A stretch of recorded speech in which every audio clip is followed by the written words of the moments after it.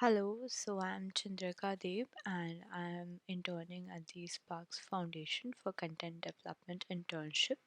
And out of the three themes, I have decided to write on innovation. So, this is my article on innovation, which is like creativity versus innovation. We'll see what are the difference between these two critical terms, and we'll explore more with a few example companies and see what the year 2020 had for us and the silver linings, the good and the bad. So, let's first define like what creativity is. So I have defined it in a few sentences that it is it combines all of our basic sense organs and it combines a few more horizons of intelligence, knowledge, novelty of ideas, and much more things. So, as told by Einstein, imagination is more important than knowledge. So, we often, tell everyone to be creative, but how can we preach such a abstract concept? So, we'll see what it is because it leads to the pathway for innovation. So innovation is something which we think of creativity that is in our head. Innovation is something to do that thing in practical. Innovation is something which is already there, but you want to innovate it. You want to make a change to it so that more people can benefit from it to make the process easier or something like that. So innovation is defined as that process which is done in practical, which creativity does to your mind. So, yes, creativity is a prerequisite for innovation, but not necessarily so. As I've defined, like creativity is imagination, innovation is application, and creative innovation is smart adoption and implementation. So, we'll see a few basic examples regarding two companies. So, we'll first see about Zoom. Yes, so Zoom is, the basic need nowadays as the year is hit by a pandemic and we are celebrating everything on Zoom. So, how Zoom has combated everything, its security issues and everything, and still managed to be on the top.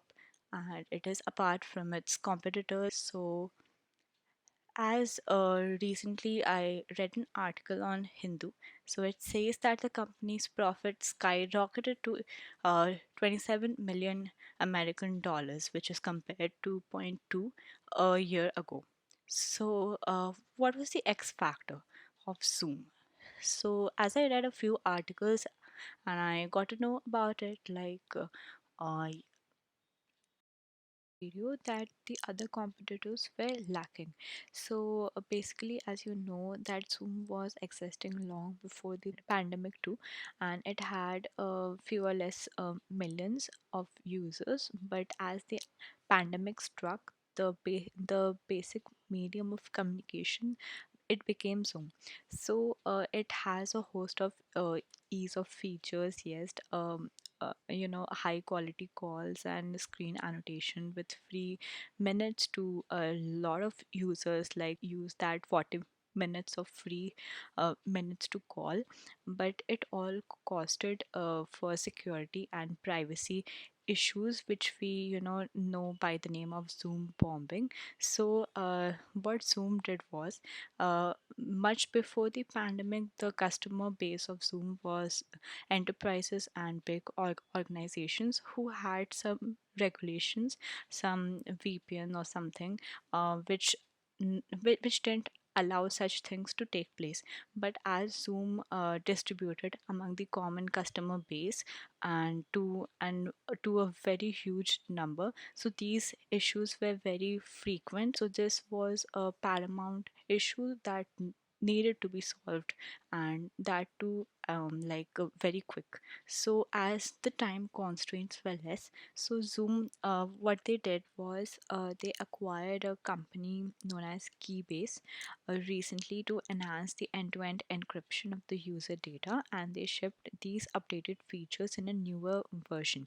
So Zoom has updated many of these features uh, and has helped its user base to prevent such malicious actions on their Zoom calls. And as Zoom, they sparked a ray of hope in these dark times, and we also cannot imagine our life without Zoom now. And like uh, for like office meetings to any informal meets, Zoom is a good alternative to go for. But speaking of the creative innovation, like I want to highlight here the Indian counterpart of Zoom, and which gained a much more popularity in a following week. It was launched. That is Geomeet. The strikingly same UI which Geomeet had as that of Zoom, it received a great bashing on social media, especially Twitter threads and on LinkedIn. So, is it everything similar to Zoom, or is there any difference, any huge difference, which it can sell as a marketing gimmick, or no? So let's see what it is, and let's see, like, did they do a good job copying the UI of, like, more or less the UI is copied? Yes, I agree to that. So, is there any difference in their like in their app or not as compared to Zoom? So let's see. So as GeoMeet was launched, you know, they received a big bash from Twitter and LinkedIn. So, but if we look at the other side of the coin, GeoMeet has a difference, and it has a few differences, and it has some added features in addition to what Zoom has. So yes, it has basically every feature of Zoom, more or less the call recordings and the number of persons in a call and the free minutes. And it also has, in addition to Zoom, is multi-device login, which I read in one of the articles on the internet. And it also has this safe driving mode. So if you explore Geomeet well, you can get these features also. So what I want to keep aside for my readers is like the question which I leave over to them, like, well, if they are copying the UI, so what do you think? Like, it was it a smart move on their part of Geo to copy the UI of the huge market player which is already there in the market, and people like millions of users are using it in a day? So was it a cool part on their behalf to copy the same UI, and um, people will like it or not? So the next company which I'll talk about is Cred. So in India, this IPL, the Cred ads were very popular, and just I wanted to explore more about this company and like how it does, how it generates the revenue, and what it has for us, and like, is it safe to do so or not? So, speaking about the founder, he's actually Kunal Shah. He founded Free Charge in back, I think, back 5 years ago, and now he launched Cred. So Cred is inspired by Kunal's experience of a few developed countries, as he said in one of his interviews, and like, he wanted to build a trust web among each and every individual of the country, and also to reward such individuals, like, who are trustworthy and who are like credit worthy. So he boasts to reward such individuals, and with this idea he made Cred. So Cred is basically it gives rewards to you if you pay your credit bills on time. So how do they generate the revenue? So like, speaking of the alternatives and speaking of the possibilities, like how this company generates revenue can be a few alarming, because like, if like I explored a few points and I found out like they don't like charge from the users to use this app right now at present. But what like what is the process of the revenue generation? So there can be a few ways. So they can introduce the charges from the users at a future time, and or they can charge from the banks. And if you pay via Cred, the rewards are granted to you. So and the rewards get granted to you after a few days. Like it basically takes, I think, 2 to 3 days to for your money to get reflected in your bank statements. So for 2 to 3 days it captures your cash, and the revenue can be generated via that captive cash. Or if like I stated, like, or more worse, do they sell the insights of your financial data? So they can do so also. So as per the present reports, like I searched a bit more because this point is really very alarming and very uh, if you guys also use this app, and you might find it very anxious, or you are anxious while reading this article. But as per the present report, like Cred is not making any profits. So how can this survive?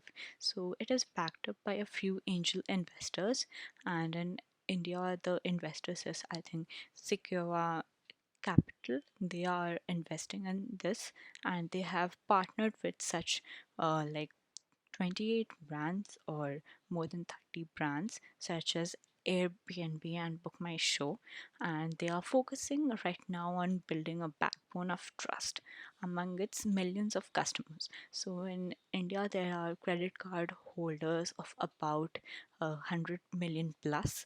So they are actually a huge customer base who are the credit card users. So, speaking about a more peculiar thing, is there tacky, laughable ads which I noticed, and I hope like many of us noticed, and the tagline which is said by Bappy Lahiri is, it was in our heads, a pretty long time.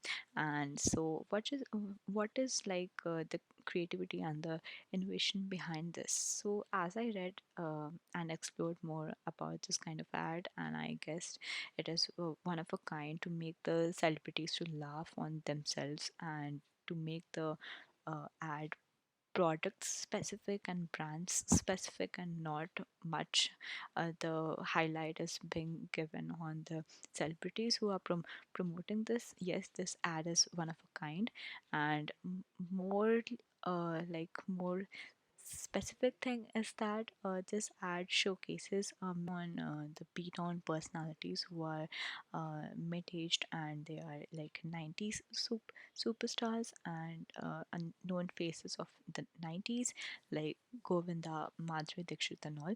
So what can be said is the creativity can be the self-deprecation as humor, and yes, it is a new ad concept in India, and the innovation can be depicted as targeting a mass audience. They are portraying the young generation and the not so young generation with their incentive gains, of course. So yes, they are focusing on a mass audience, and they are telling to download the app and to gain the incentives. So what is all this about? The founder folk, like he targets to make a trust web, and all the like the processes and the flows, they must be very transparent, as he boasts in many of his interviews and articles. So like what the whole idea can be, like the app can charge money from the users, or they can make a credit circle, which is something a premium kind of thing. So yes, if they charge 100 per month, so I don't think like anybody would not agree to that. So this can be their next move. So what I found a more cool thing is that the career site also claim to be transparent enough. So I'll leave that to my readers to take a look if you're interested. So thank you.